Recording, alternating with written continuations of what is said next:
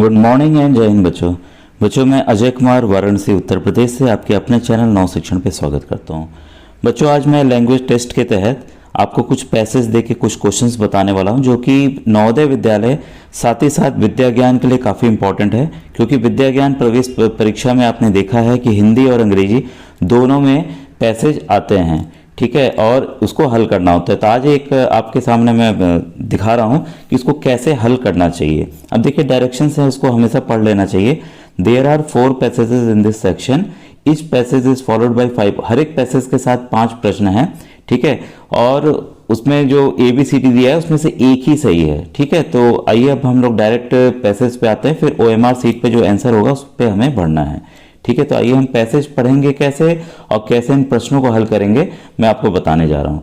और जो भी नए बच्चे जुड़े हैं उनसे कहना चाहूँगा कि अगर आपने व्हाट्सएप ग्रुप नहीं ज्वाइन किया है, ठीक है, तो व्हाट्सएप ग्रुप ज्वाइन कर लें, ठीक है। डिस्क्रिप्शन में जो वीडियो का डिस्क्रिप्शन होता है यूट्यूब का, उसके नीचे आपको लिंक मिल जाएगा जुड़ने के लिए, ठीक है। अगर कोई प्रॉब्लम हो तो आप मेरे व्हाट्सएप नंबर 8765470705 पर भी मैसेज कर सकते हैं, ठीक है।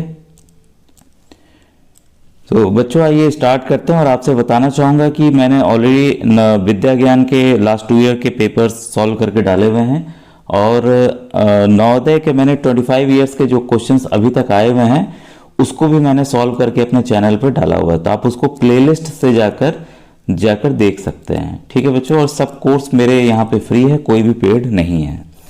आइए सबसे पहले जब आए कोई भी पैसेज आपको पढ़ना हो, कॉम्प्रिहेंशन आ जाए पढ़ने के लिए, उसको पहले हमें पढ़ना चाहिए ध्यान से, ठीक है, फिर प्रश्नों पे आना चाहिए, फिर जरूरत हो तो फिर से उस पैसेज को पढ़ना चाहिए। तो मैं अभी आपके सामने पढ़ने जा रहा हूँ। Fire is to blame for the loss of countless lives and billions of rupees each and every year. Fire को दोषी दिया जाता है हजारों मतलब जिंदगियां लॉस ऑफ लाइफ्स के लिए, जो लोग मर जाते हैं।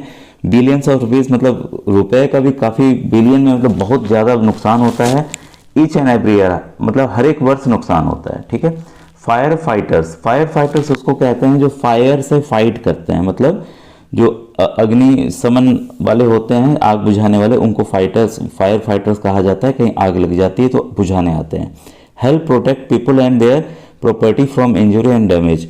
तो ये जो फायर फाइटर्स हैं लोगों को बचाते हैं, उनकी जो प्रॉपर्टी होती है उसको भी बचाते हैं, कोई भी इंजरी चोट लगने से और नुकसान होने से, ठीक है। They put their lifes on the line every time they respond to a call. देखिए जब भी आग लगती है तो हम लोग एक नंबर होता है 100 नंबर या 108 नंबर डायल करते हैं, तो आग वाले आ जाते हैं बुझाने के लिए।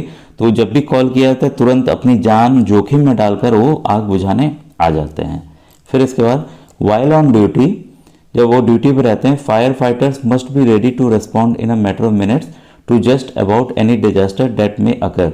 जब भी वो ड्यूटी पे हों तो फायर फाइटर्स जो होते हैं उनको हमेशा रेडी रहना चाहिए, मतलब इन अ मिनट तुरंत तो रेस्पॉन्ड करना है। आग लग गई तुरंत वहाँ पहुँच जाएं, क्योंकि आग तो आप जानते हैं तेज़ी से फैलती है, ताकि कोई डिजास्टर, कोई बुरी घटना ना हो सके।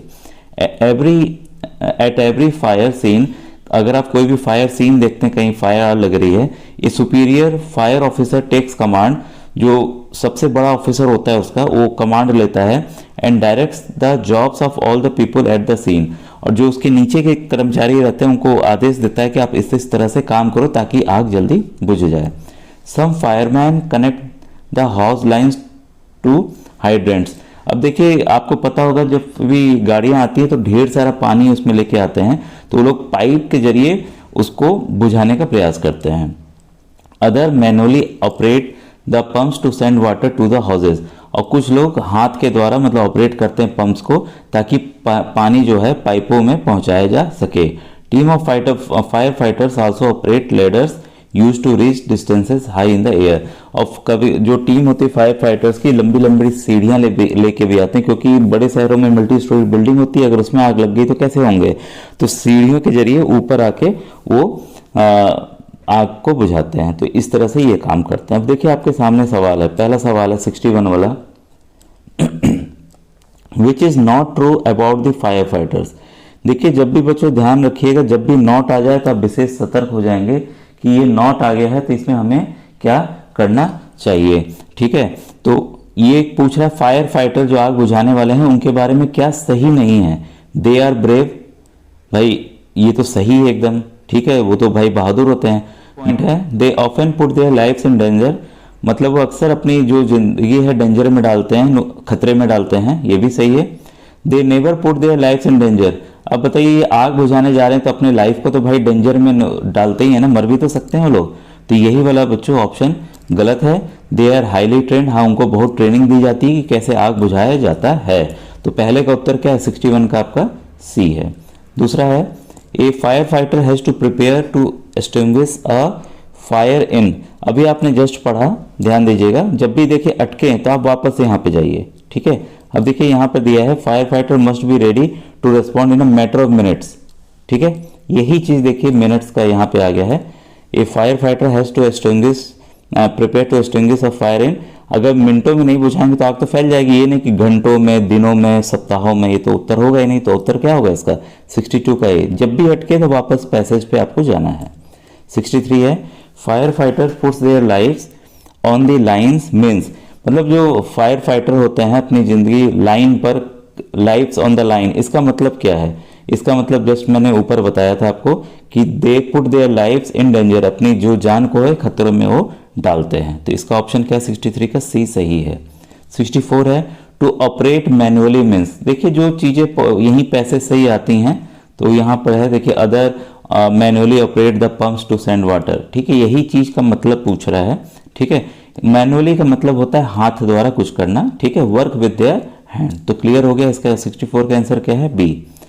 फिर है 65 the word occur means the same as, मतलब अकर का वही अर्थ है जो इनमें से दिए शब्द, अकर मतलब होना है, होना, कम मतलब आना, कॉल मतलब बुलाना, फायर मतलब आग, और हैपन मतलब यही अकर होता है, कोई घटना घटित हो रही है, तो 65 का आंसर क्या हुआ बी। तो मुझे उम्मीद है ये पैसेज आपको समझ में आ गया होगा। अब आइए दूसरे पैसेज को हम समझे कि इसके प्रश्नों को कैसे हमें हल करना था, ठीक है।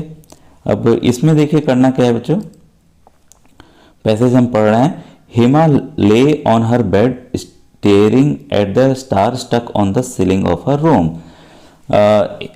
हेमा जो है अपने दीवार पर तारों को देखते रहती है जो कि उसकी छत की दीवार पर चिपकाए रहते हैं, ठीक है। She was upset as none of the clothes seem to fit her, वो बहुत ही अपसेट थी क्योंकि कपड़ा कोई भी उसको फिट नहीं हो पा रहा था, पहन नहीं पा रही थी वो। She wore then again one by one but they were either too tight or too short, उसने क्या किया कपड़ों को बार बार पहना, ठीक है, या तो बहुत ही टाइट हो गए थे या बहुत ही छोटे हो गए थे।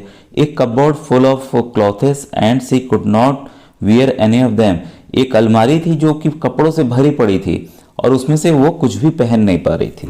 सी then had a bright idea, तो उसके पास एक दिमाग में बहुत ही ब्राइट आइडिया आया, विचार आया। हर लाइज लिट अप, उसकी आंखें चमक उठी। And she ran to her mother's room, फिर वो मम्मी के रूम में भाग के गई।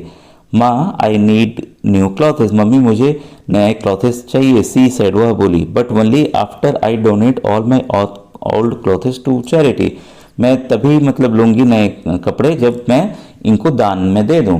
नो मोर एसेमिंग ऑफ क्लॉथेस, एसेमिंग का मतलब है कि देखिए क्योंकि उसकी अलमारी पूरी की पूरी भरी पड़ी थी तो भाई उसने इकट्ठे कर लिए थे ना ढेर सारे चीज़, ढेर सारे कपड़े अपने अपने पसंद के, ठीक है। तो बोली तब मैं कपड़े कभी भी इकट्ठा नहीं करूंगी। Her mother smiled and hugged, उसकी मम्मी स्माइल की मतलब मुस्कुराई और उसको गले लगा ली।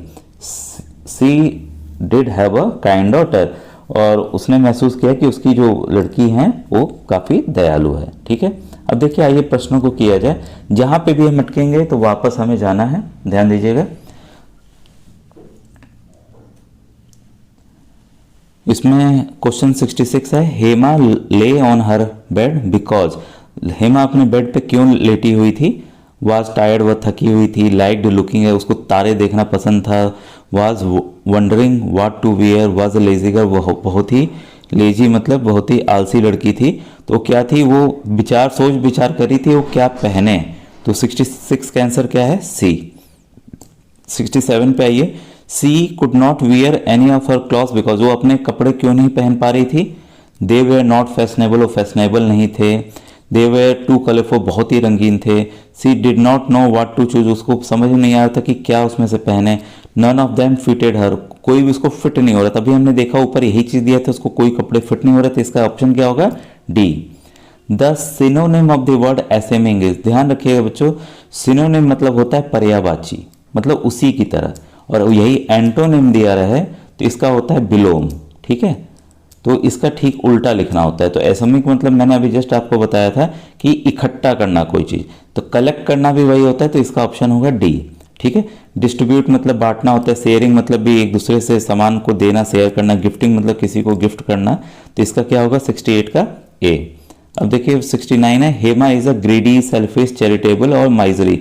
चैरिटेबल देखिए वर्ड आया था, तो आपको परेशान होने की जरूरत नहीं, इसी से आपको मिला के यहीं से कर देना। मान लीजिए बाकी आपको नहीं भी आ रहे हैं, तब भी आप ये पैसेज से आपको सब चीज़ें मिल जाएंगी। देखिए जैसे यहाँ पर था चैरिटेबल, ठीक है, तो ये चैरिटी वाली बात हुई है, उसी से लिया गया है, ठीक है।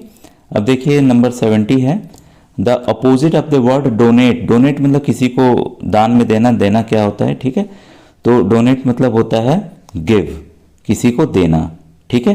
तो बच्चों आज का वीडियो कैसा लगा? अगर इस तरह के आपको और वीडियोस अगर चाहिए हो इंग्लिश वाले पैसेज के, तो आप कमेंट सेक्शन में यस लिख दीजिएगा, मैं इस तरह के वीडियोस और आपके लिए बना दूंगा। Thank you.